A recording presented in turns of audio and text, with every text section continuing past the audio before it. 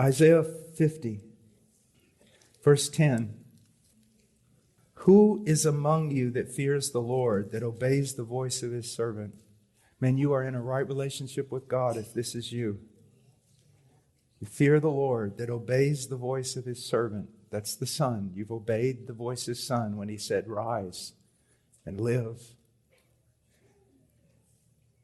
That walks in darkness and has no light.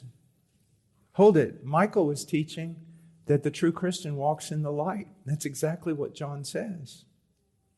That's exactly what John says. Walks in the revelation of God. Walks in the light of God. Yes, the purity of God. All that. So what is he saying? It's talking about believers when God, in His grace, remember how Abraham had nothing to look at, to hold up his faith except the promise and God's character? Here's what God's going to do, you believer. You're going to be crying out, I want to feel something, I want to feel something, I want to see something. And there are times when things like that, a sense of the presence of God, are entirely appropriate, wonderful, and needful. But when you really start getting into the more difficult classes in God's teaching, He will leave you at times in utter darkness. Leave you without anything to sustain your hope or your faith except your knowledge of His character. And if God promised to hold the hand of Messiah when He walked on the earth, you can be sure that He holds the hands of the Messiah's disciples. So let him trust in the name of the Lord and rely on his God. Let him do that. Not trust in what he can see. God will take away your feeling. He will even take away the sense of his love from you. He will sometimes leave you and it seems completely barren. Why is he doing it? That you learn to trust in the nature, the character, the word of your God. And then he goes on. Behold, all of you who kindle a fire, who encircle yourself with firebrands, walk in the light of your fire. And among the brands you have set ablaze, this you will have from my hand. You will lie down in torment. These are people who say, no, your character is not enough.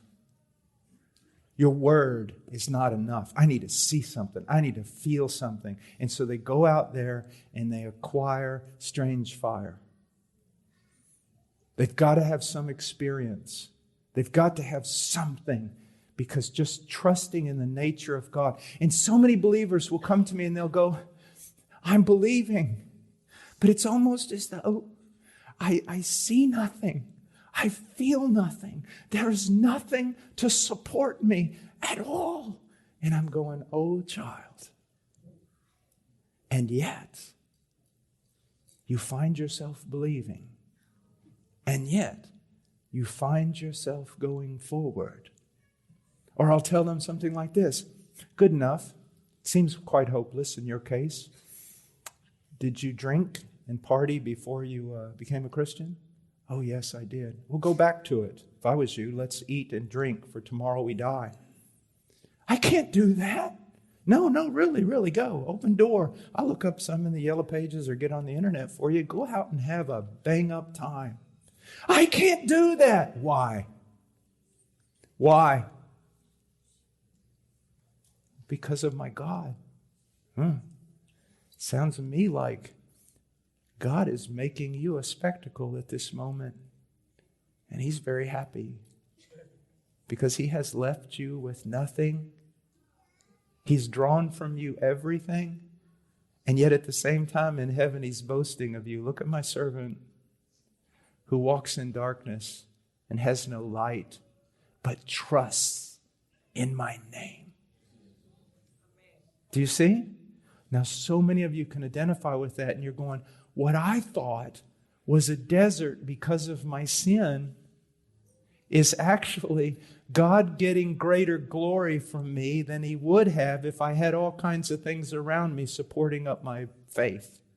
Do you see?